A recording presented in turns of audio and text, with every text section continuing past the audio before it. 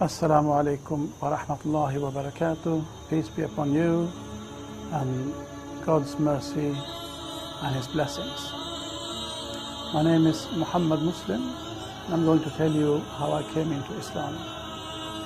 I grew up in Sweden. I was born in the late 50s. I grew up as most people, which means really without much thought of religion. But as I got older, about 20, 21, I started thinking about what's happening around in the world. Everything seems to be just working for their own immediate gain and no thought about the future. And I started getting very concerned about how things are in the world. And without really having been particularly interested in religion, or rather I used to say that I was actively disinterested in religion, I started pondering over what's the meaning of life, what happens after death, etc., all these big existential questions. I started wondering and pondering, and during this process, I suppose I became a bit aloof from my friends and the things that they like to do. And after a lot of thinking, I came to a few conclusions. One was that there has to be one truth. It cannot be, as some philosophers say, that what every person thinks, that's true for him or herself. There has to be one reality. What this reality is, I had no idea, but I knew that as much that there has to be one. Maybe no one in the whole world realizes it. Maybe some people realize and some don't. I certainly did not. And also I thought that all these questions that are going round in my mind, they have only one answer. And this one answer will be so simple that 1 and 1 makes 2. It has to be simpler than that. But after this, it was as if there was a barrier. I could not get any further just by thinking and pondering and wondering by myself, as if I needed some outside assistance. There was a wall that I could not scale. Anyway, during this process, I also quit college for the 4th time, and I went to the north of Sweden where my sister and brother-in-law had a farm. They were trying to live original lifestyle. We used to call them the green wavers, like the green wave. There was a green wave in the 70s, people trying to get back to a more natural way of life. So they had this goat farm in the north of Sweden, living a very traditional, old-fashioned life.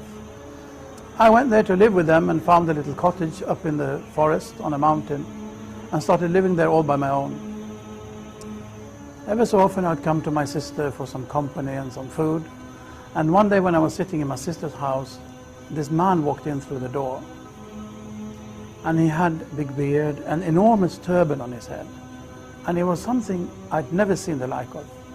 I had never really heard about Islam. If someone would have asked me, what is Islam, or who is Muhammad, what is the Quran, I would have had no idea what to answer. Anyway, this man came in and we started talking and chatting a bit. And to make a rather long story short, when I was going up to my little cottage in the evening, he followed me. Now this was near midsummer in the north of Sweden in 1980. And through this very short and bright summer's night, this man started telling me about Islam. I don't really remember what he said, but I do remember the impression that he left me with. I got this impression that this man, who was rather older than I was at that time, I was 21, he was in his maybe early or even late 40s. I was almost compelled to ask him that you have lived in this country for such a long time, how come you can have such a soft heart? Now, this must be rather a strange question to ask someone that you have known for a total of a few hours. But his answer was even more strange, because he said, I don't know if I can explain it, but maybe I can show you. And he stood out there in my little room. There was only one room really in the cottage.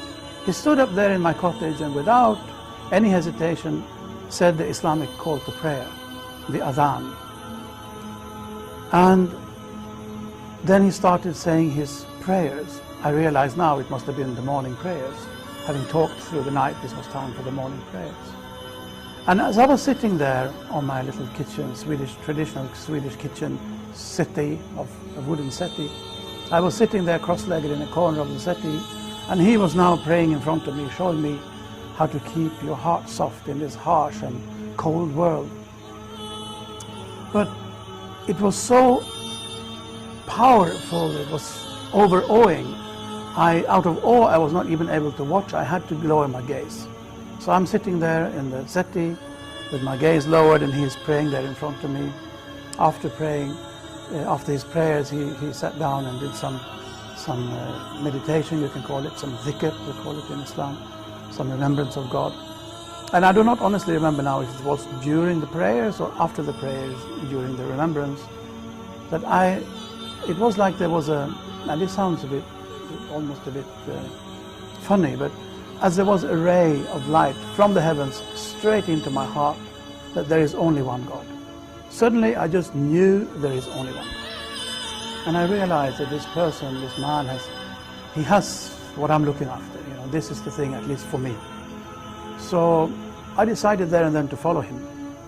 He had mentioned through the night when we were talking that he was going to Pakistan. He had his, I think he used the term his guru, meaning his spiritual leader in Pakistan. We do not use the term guru in Islam, but to make me understand what he meant, I think he used that term.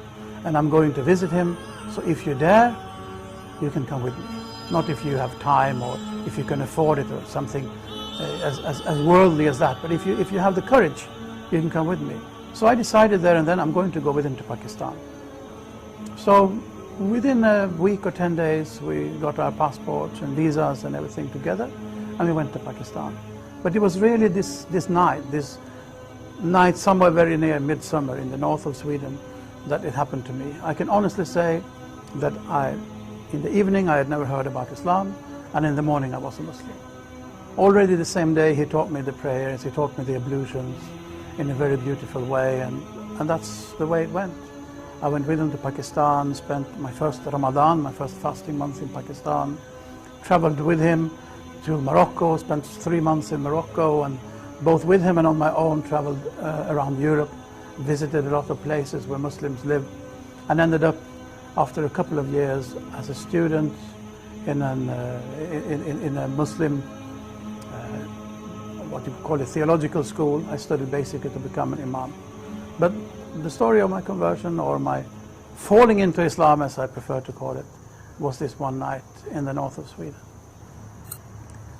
So at the moment I'm working as the imam in Masjid Aisha in the city center of Stockholm, and I'm also working as a teacher of Islamic studies and Arabic language, among other things, in a Muslim adult education college or a community college, also situated in Stockholm in Sweden.